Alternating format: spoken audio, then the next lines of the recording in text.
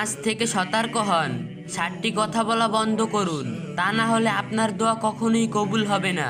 একজন মুসলিমের কখনো বলা উচিত নয় এমন কিছু কথা। ইবনুল কাইয়ুম রহমাতুল্লাহ আলাইহি বলছেন, গোনাহ দোয়াকে ঠেকিয়ে দেয়, যেমন আগুন ও পানি একে অপরের শত্রু।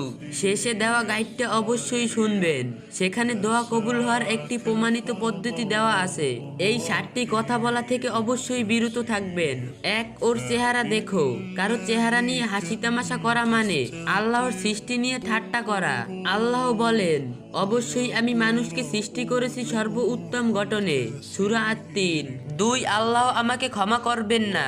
হে আমার বান্দাগণ যারা নিজেদের উপর বাড়াবাড়ি করছে, তোমরা আল্লাহর রহমত থেকে নিরাশ হইও না। অবশ্যই আল্লাহ সকল পাপ ক্ষমা করে দিবেন, নিশ্চয়ই তিনি ক্ষমাশীল পরম দয়ালু। 3, আল্লাহ আমাকে ঘৃণা করেন। তিনি আল ওয়াদুদ, পরম ভালোবাসার মালিক, আর তিনি অত্যন্ত ক্ষমাশীল প্রেময়। 4, আমি আল্লাহকে নিয়ে সন্দেহ করি। দোয়া করার সময় পূর্ণ বিশ্বাস ইয়াকিন নিয়ে দোয়া করুন। 5, আমি কোনো কাজেরই নই, আমি অমূল্যহীন, আর আমি তো আদম সন্তানদের সম্মানিত করেছি, এবং আমি তাদেরকে স্থল ও সমুদ্র বাহন দিয়েছি, এবং তাদেরকে দিয়েছি উত্তম রিজিক।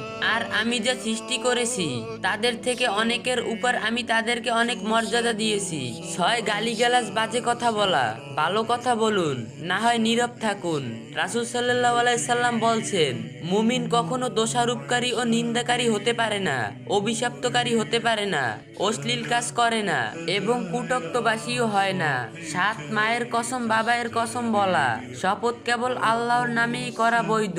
রাসূল সাল্লাল্লাহু আলাইহি সাল্লাম বলছেন, কারো নামে শপথ করতে হলে সে যেন আল্লাহর নামেই শপথ করে, না হয়তো চুপ করে থাকে।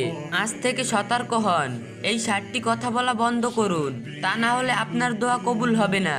আর এই ভিডিওটা আপনার ফ্রেন্ডকে শেয়ার অথবা মেনশন করে যাবেন। হতে পারে আপনার শেয়ার করা ভিডিও দেখে সে এই কথাগুলো থেকে বিরত থাকলো।